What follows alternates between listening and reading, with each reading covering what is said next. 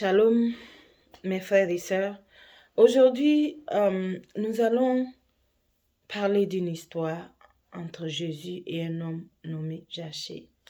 Cette histoire, en le lisant, j'étais vraiment convaincue dans mon cœur par le Saint-Esprit de vous partager parce que c'est une histoire qui nous concerne tous, qui concerne tout enfant de Dieu, mais qui concerne surtout ceux qui ne sont pas encore dans le Seigneur. Mais ça ne veut pas dire que nous qui sommes dans le Seigneur, ça ne nous concerne pas. Parce que l'attitude de ce Zachée nous montre ce que nous devons faire tout le temps avec le Seigneur, avec Dieu. Amen. Donc, sans tarder, nous allons lire un peu ce passage de la Bible qui est un tout petit peu long, mais je vais vous lire pour qu'on puisse avoir une idée de Zachée. Zachée est un homme riche. La Bible dit dans le livre de Luc, chapitre 19, Jésus étant entré dans Jéricho, traversait la ville. Et voici un homme riche appelé Zachée, chef des publicains, cherchait à voir qui était Jésus. Mais il ne pouvait y parvenir à cause de la foule, car il était petit de taille. Il courut en avant et monta sur un sycomore pour le voir, parce qu'il devait passer par là, parce que Jésus devait passer par là. Lorsque Jésus fut arrivé à cet endroit, il leva les yeux et lui dit, « Zachée, hâte-toi de descendre, car il faut que je demeure chez toi, que je demeure dans ta maison. » Zachée se hâta de descendre et le reçut avec joie. Voyant cela, tous murmurèrent et disaient, « Il est allé loger chez un homme pécheur. » Mais Zachée, se tenant devant le Seigneur, lui dit, « Voici, Seigneur, je donne aux pauvres la moitié de mes biens. Et si j'ai fait tort de quelque chose à quelqu'un, je lui rends le quadruple. » Jésus lui dit, « Le salut est entré aujourd'hui dans cette maison parce que celui-ci est aussi un fils d'Abraham, car le Fils de l'homme est venu chercher et sauver ce qui était perdu. » Amen. Aujourd'hui, je vous partage cette histoire parce que elle est fascinante. Elle est vraiment inspirante. L'histoire de Zachée, qui est un homme riche, publicain, qui est le chef collecteur des impôts, parce qu'on dit qu'il est le chef des publicains. Nous savons les gens qui collectent les impôts par le peuple. Donc, il était naturellement, à cause de son travail, riche. Amen. Mais cet homme avait le désir de connaître qui était Jésus. Comment il désirait voir, pourquoi il voulait voir Jésus? Parce qu'il a entendu parler de lui. Il a entendu parler probablement des miracles que Jésus faisait. La parole qu'il prêche par rapport au royaume de Dieu, il voulait savoir qui était cet homme. Sans savoir avec cette attitude qu'il était en train de chercher Dieu. Parce que nous connaissons Jésus et nous savons son histoire. Amen. Jésus disait dans Jean 10, verset 30, « Le Père et moi, nous sommes un. Dieu le Père et lui, qu'ils sont un. » Jésus l'a dit. Et il y a beaucoup de passages que Jésus a parlé de sa divinité. Amen. Donc, Zachée voulait voir Jésus. Et comme il y avait la foule, il est petit de taille, il ne pouvait pas voir Jésus. Qu'est-ce qu'il a fait? Il a couru pour monter sur un sycomore. Un sycomore, c'est un arbre. Et il est monté pour essayer de le voir au milieu de la foule. Jésus, en passant par là, là où il était monté, Jésus a levé ses yeux parce qu'il a su. Et il a dit, Zachée, descends, parce que je vais demeurer aujourd'hui dans ta maison.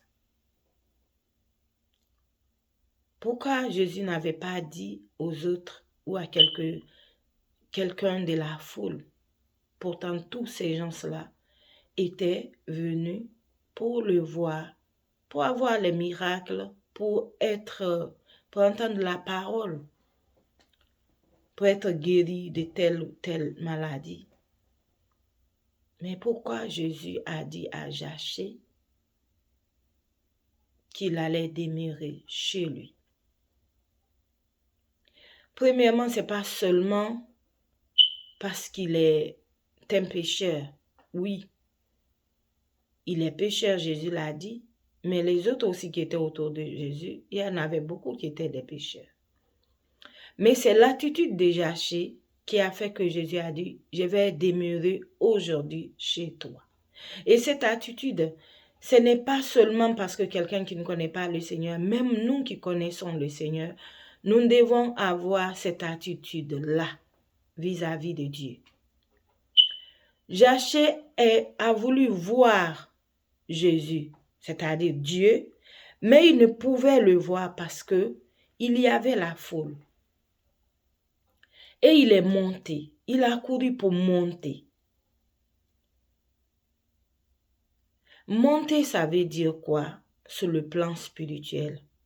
Même dans l'église, on nous dit, priez, priez, priez, monte encore, monte encore.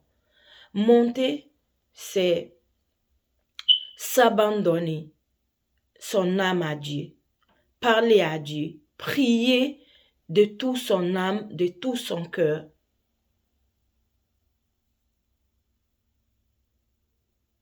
Des choses que tu veux que Dieu entende. Monter spirituellement, c'est prier.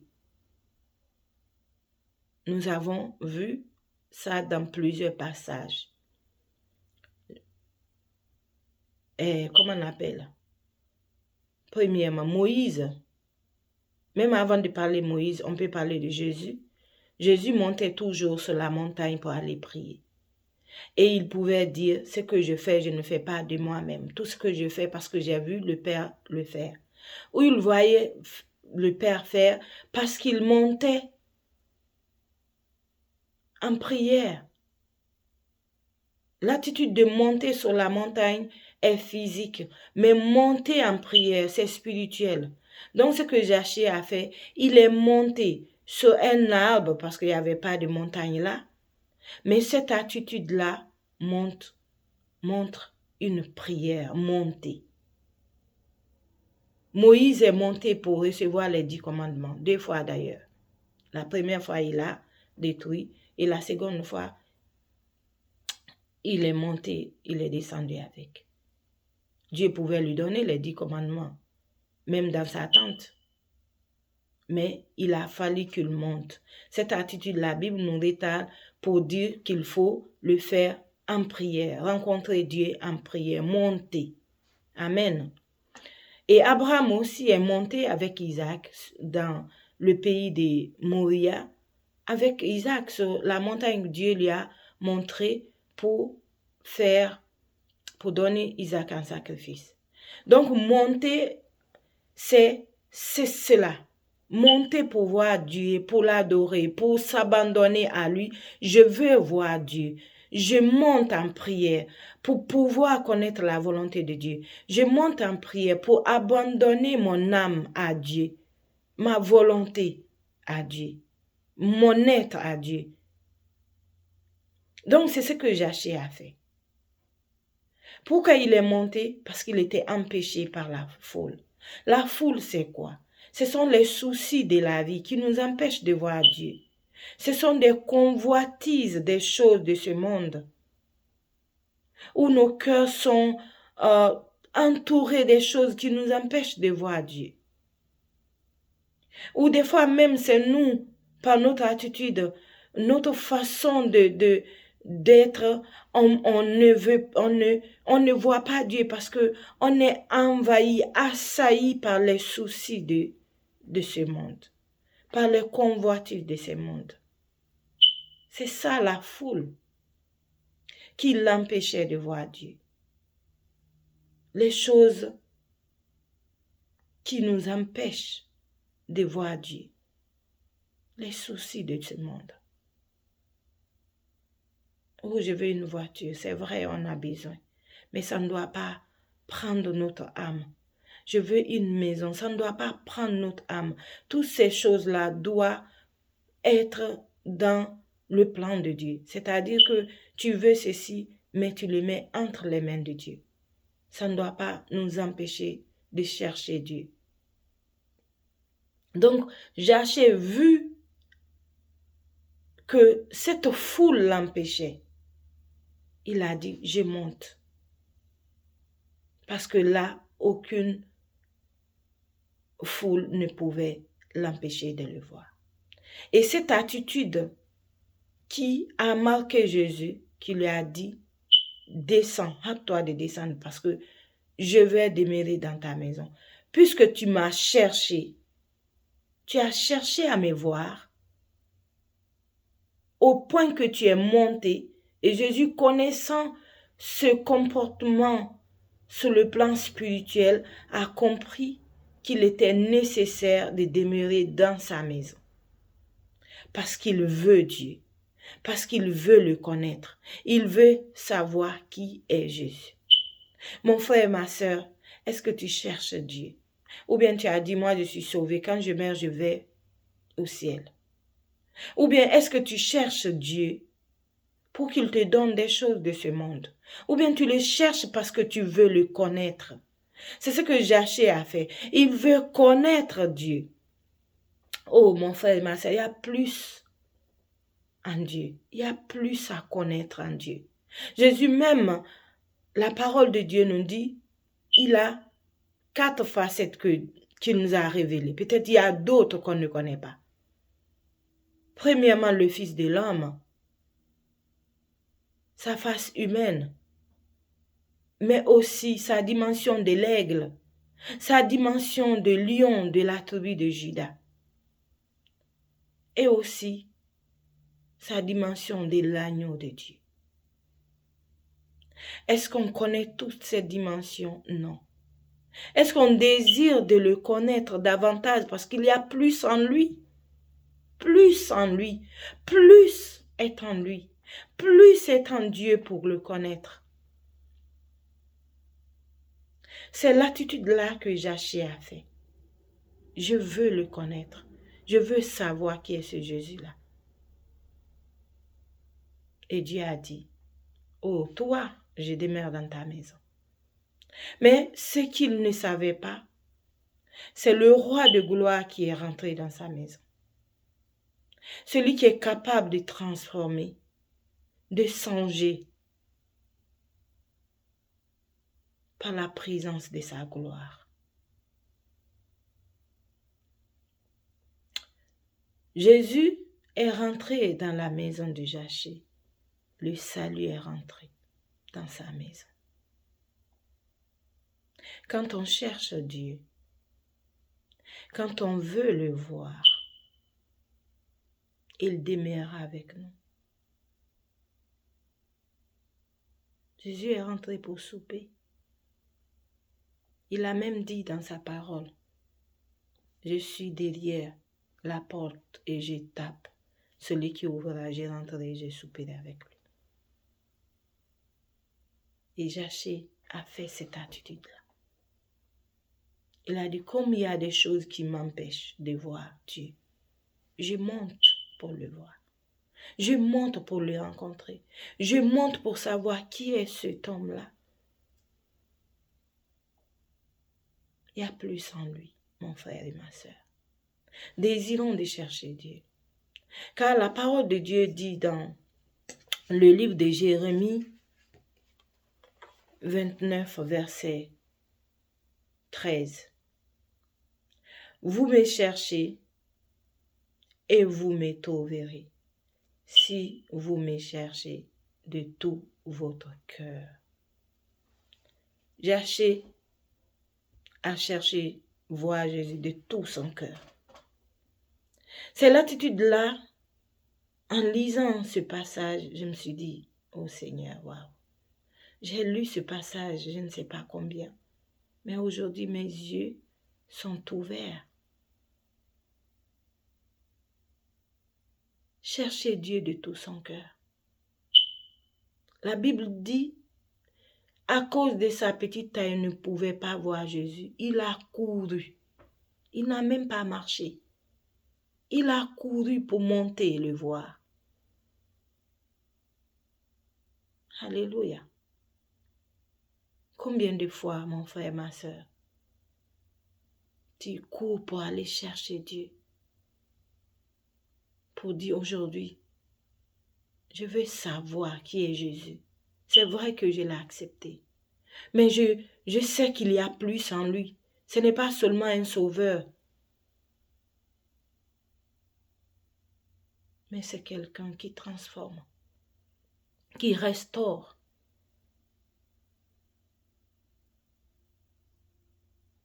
Le chercher dans la prière, monter.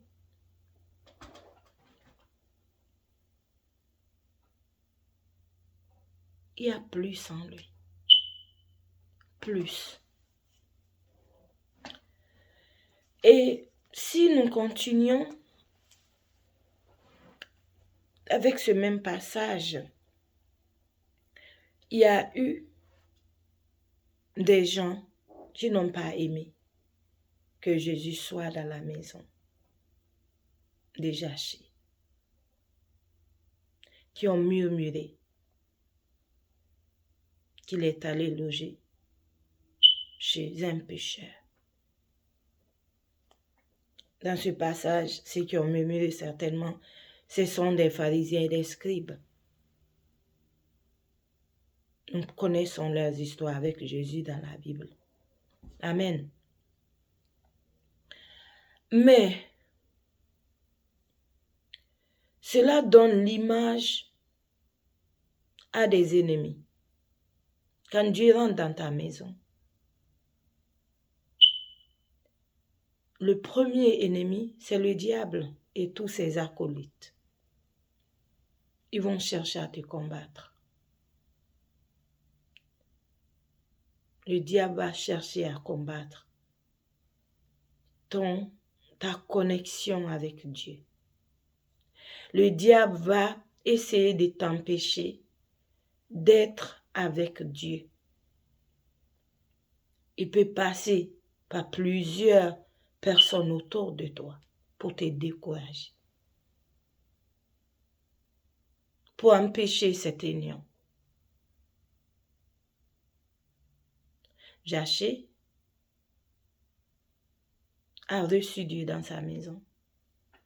Donc, ça veut dire que le diable a perdu.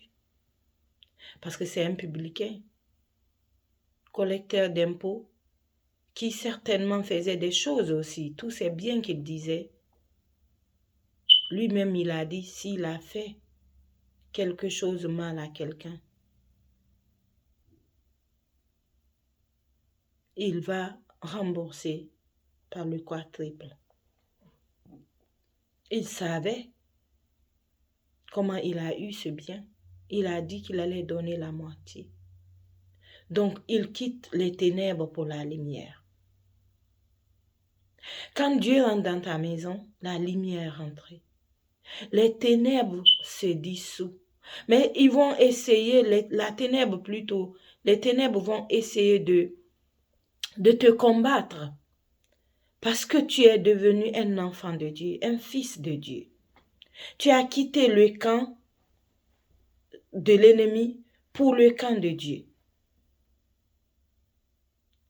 Et les autres voyaient qu'ils n'étaient pas dignes d'être là. Ça, j'ai dit premièrement le diable. Mais il y a aussi des gens même physiquement inspirés par Dieu, et plutôt par le diable, vont essayer de dire que tu es un pécheur. Même si la présence de Dieu t'a transformé, ils vont dire que tu es un pécheur. Ou tu ne mérites pas que Dieu rentre dans ta maison. Ou tu es ceci. Dieu ne devrait pas être avec toi. Ou même pire, vont dire que tu n'es même pas avec Dieu. Tu es avec le diable. Ce que tu fais, si tu es appelé à prêcher la parole, ou même tu es un homme de Dieu, ils voient que tu fais les miracles, et ils vont chercher à dire des choses. Oh, lui, comment? Mais on le connaît. Même à Jésus, ça a été dit. Quand il est allé dans son village à Nazareth.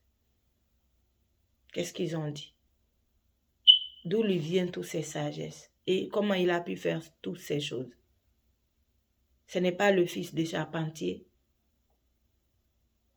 Sa mère, ce n'est pas Marie. Ses sœurs ne sont pas parmi nous. Il y aura toujours des gens qui vont parler. Mais toi, sache que il ne faut pas regarder tout cela.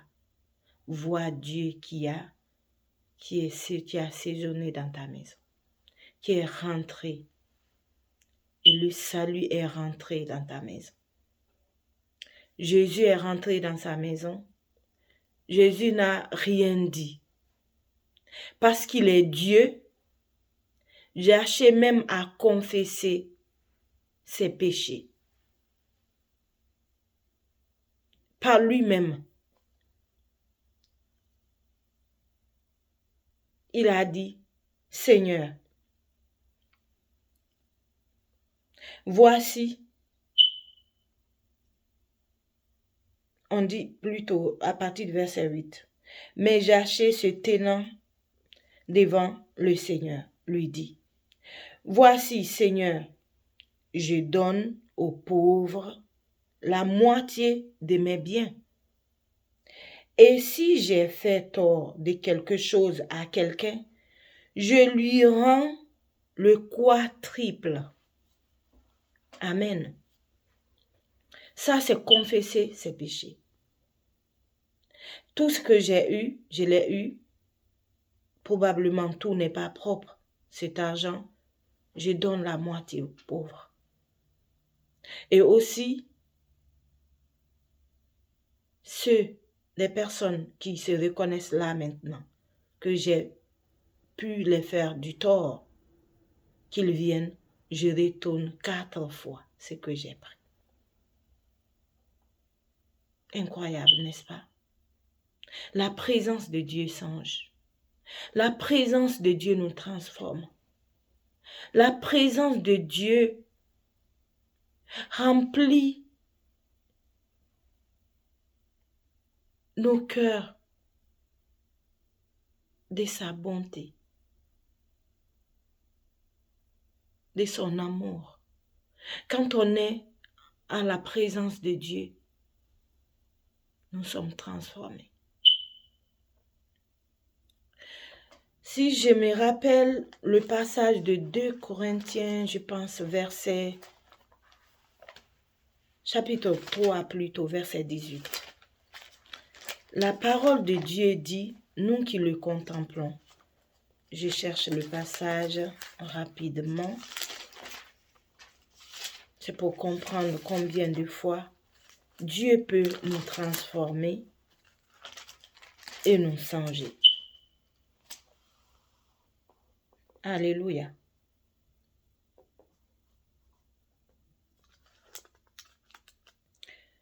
Je trouve le passage 2 Corinthiens 3, verset 18.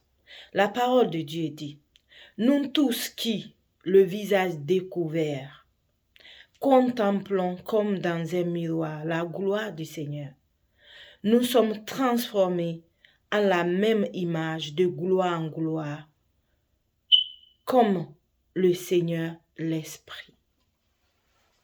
C'est-à-dire que la présence de Dieu, la présence de Dieu nous transforme.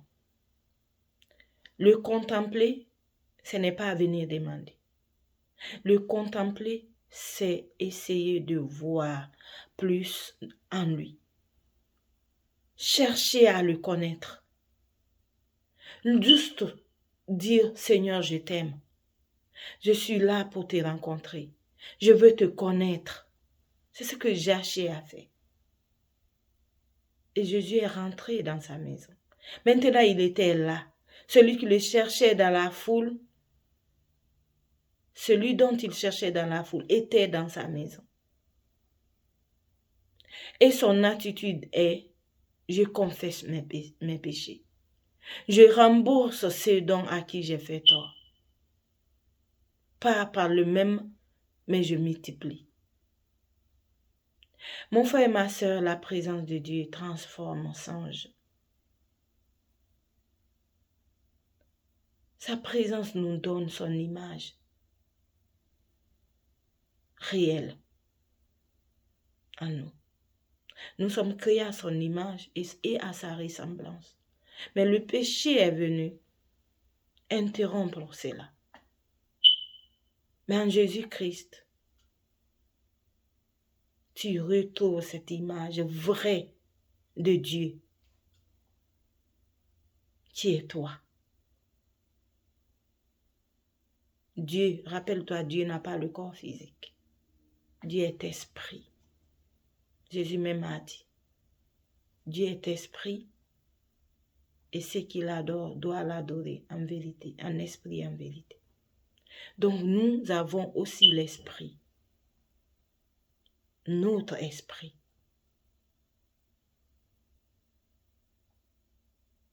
C'est pour ça, il y a même des gens qui ont chanté le Dieu des esprits. C'est écrit dans la parole, le Dieu des esprits. Dieu nous a créés à son image, à sa ressemblance. Mais il veut qu'on reflète cette image. Pour le refléter, il n'y a pas 1000 chemins. Il n'y a que Jésus-Christ de Nazareth. Jésus qui est la personne visible de Dieu. Oui, Jésus, la personne visible de Dieu. Jésus n'est pas seulement, comme quelques-uns peuvent le dire, un prophète. Jésus est Dieu.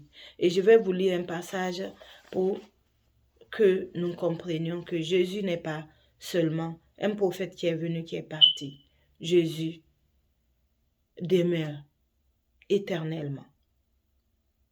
Son règne n'a point de fin. Parce qu'il est Dieu. Et parce qu'il est le seul chemin qui mène à Dieu le Père. Ce passage, je vous ai dit plusieurs fois. Il a dit, je suis le chemin, la vérité et la vie. Personne ne vient au Père sans passer par moi. Il n'y a pas autre chemin. C'est Jésus, Jésus, point, pour parvenir au Père. Le seul. J'ai voulu ce passage. Jean 14. Je vais commencer à partir du verset 7 pour comprendre un peu la conversation. C'est Jésus qui était en train de parler. Et il dit, si vous me connaissiez, vous connaîtriez aussi mon Père. Et dès maintenant, vous le connaissez et vous l'avez vu. Je pouvais commencer par le début, mais je préfère commencer par le verset 7. Et à Philippe, un de ses disciples, qui lui dit, Philippe lui dit, Seigneur, montre-nous le Père, et cela nous suffit. Jésus lui dit, il y a si longtemps que je suis avec vous, et tu ne m'as pas connu, Philippe? Celui qui m'a vu a vu le Père. Comment dis-tu, montre-nous le Père? Ne crois-tu pas que je suis dans le Père et que le Père est en moi? Les paroles que je vous dis, je ne les dis pas de moi-même. Et le Père qui demeure en moi, c'est lui qui fait les œuvres. Croyez en moi, je suis dans le Père et le Père est en moi. Croyez du moins à cause de ses œuvres. Amen. Il y a plusieurs passages comme ça. Jésus essaye de dire, ne regarde pas ce corps physique seulement. Il y a plus en lui, le Père. Donc Jésus n'est pas un prophète. Jésus est Dieu. Car ce même Jean d'ailleurs a dit au commencement était la parole. Et la parole était avec Dieu, la parole était Dieu. Et il a dit dans le verset 14, cette parole s'est faite chair et habitée au milieu de nous. Pleine de grâce, etc. Amen. Donc, le salut est rentré dans la maison de Jaché. Jaché qui était un homme pécheur et qui s'est repenti de ses péchés. Et qu'est-ce que Jésus lui dit après? Jésus lui dit, le salut est rentré aujourd'hui dans cette maison parce que celui-ci est aussi le fils d'Abraham. Pourquoi Jésus a dit ça? Oui, Jaché de la lignée de Jacob qui vient d'Abraham. Nous allons dire, peut-être il y en a qui vont dire, oui, parce que c'est un fils d'Abraham. Nous tous, on est fils d'Abraham par adoption, fils de Dieu par adoption. Fils d'Abraham par adoption parce que nous ne venons pas de Jacob, des 12 tribus d'Israël. Mais Dieu a dit ceci à Abraham, toutes les familles du monde seront bénies en toi. Parce que Dieu avait déjà prévu Jésus. Si tu crois en Jésus, tu es considéré comme fils d'Abraham. Tu es enfant de Dieu par Jésus, encore lui-même, parce qu'il est le fils de Dieu. Il vient de Dieu. Amen. Donc, Jésus lui dit cela. Et Jésus rajoute que le Fils de l'homme n'est pas venu pour chercher ceux qui sont justes, mais il est venu chercher ceux qui sont perdus, c'est-à-dire les pécheurs. Il dit, car le Fils de l'homme est venu chercher et sauver ceux qui étaient perdus. Un perdu, c'est quelqu'un qui est dans le péché, qui n'est pas avec Dieu et qui fait les choses selon sa volonté. Tout ce qu'il pense bon, il les fait bien. Tant pis, Dieu ne compte pas. Premièrement. Deuxièmement, si tu n'es pas en Christ, tu es aussi un perdu. Parce que le salut s'obtient par Jésus-Christ. Donc Jaché, par son attitude, a cherché Dieu. Le salut est rentré dans sa maison. Dieu est rentré dans sa maison. Il a confessé ses péchés. Il a donné son avoir à Dieu. Amen. Donc, ma sœur, mon frère, aujourd'hui, d'abord, nous qui sommes des chrétiens, cherchons Dieu. Ne nous limitons pas à, ne nous limitons pas à juste, j'ai Jésus le matin, dimanche matin, je m'habille, je vais à l'église, je viens à la maison. Le matin, je fais ma petite prière, je sors pour aller au travail. Le soir, avant de dormir, je dis merci Seigneur. Et puis tu te couches. Non. Il y a plus en Dieu. Il y a plus à connaître. Ne nous relâchons pas. Parce que notre ennemi ne se lasse pas.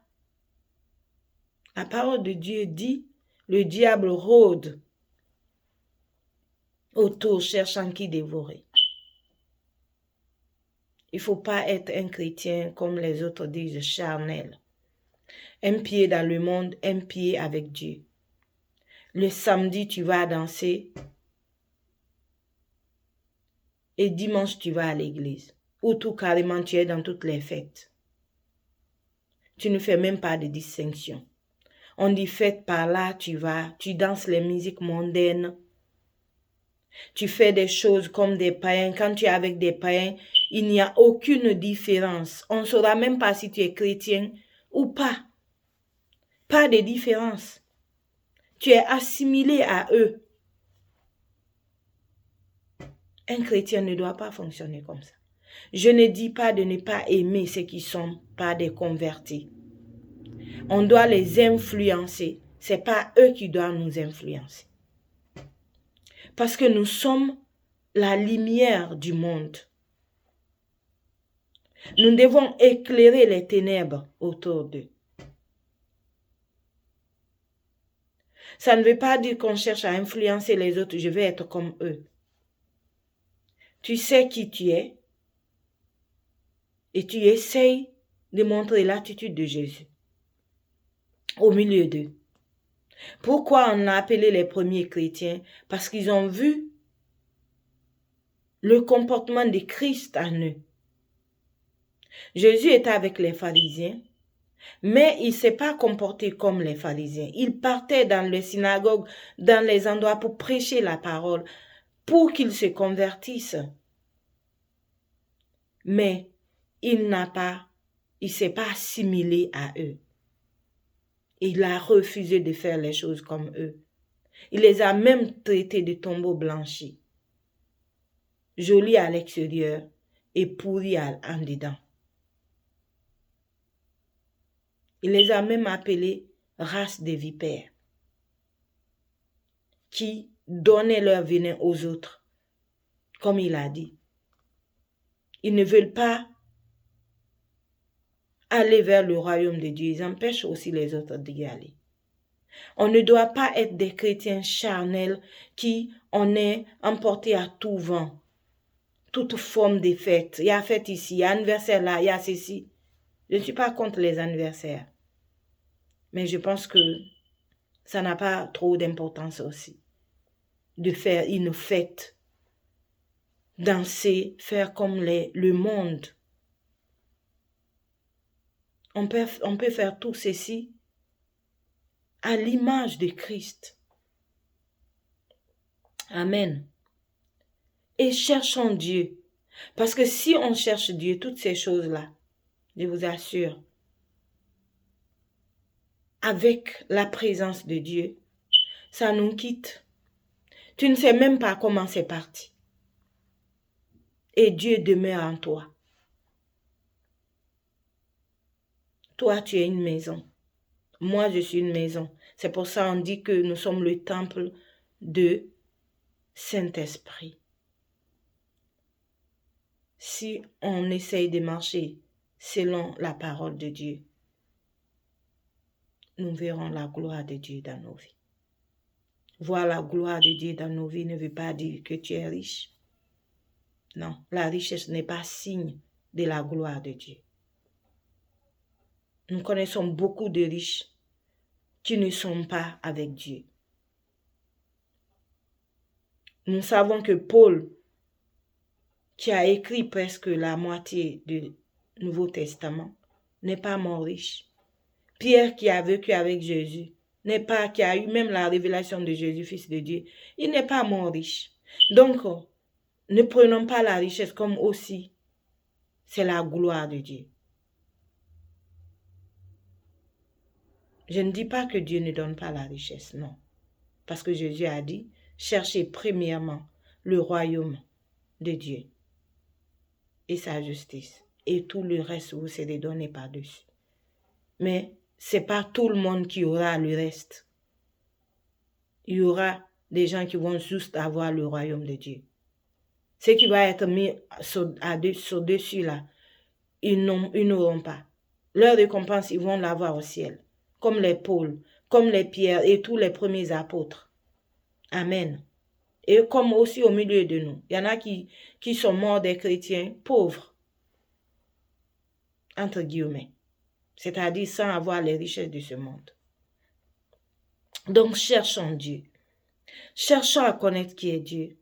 Cherchons parce qu'il y a plus en lui. Plus en lui. Et cette histoire même m'a ramené, j'ai pris mon bic, j'ai entendu, qui est Jésus? Point d'interrogation. Il y a beaucoup de choses en lui. Il est agneau de Dieu. Il est le lion de la tribu de Juda. Il a la dimension aigle. Il est fils de l'homme. Il est l'ancien du jour. Il est l'alpha et l'oméga. Il est le premier-né. Il y en a beaucoup. Si on cherche Dieu, c'est lui qui a dit, de tout notre cœur, nous allons le trouver. Mon frère, ma soeur, toi qui n'as pas encore connu Jésus, peut-être tu as pensé, oh, il est prophète. Je te dirai, il y a plus en lui. Oui, il a prophétisé. Il a dit beaucoup de choses qui s'est passées et qui sont en train de se passer et qui vont aussi se faire. Mais ce n'est pas sa dimension. Il est Dieu. Viens à ce Jésus aujourd'hui. Comme Jaché, cherche-le. Et je t'assure, ta vie va être bouleversée, changée, complètement transformée par la vertu de sa présence. Prions. Seigneur, Dieu de gloire, nous te disons merci. Père, ta parole est une lumière qui nous éclaire. Merci de nous avoir éclairés aujourd'hui à travers l'histoire de Jésus et de Jaché.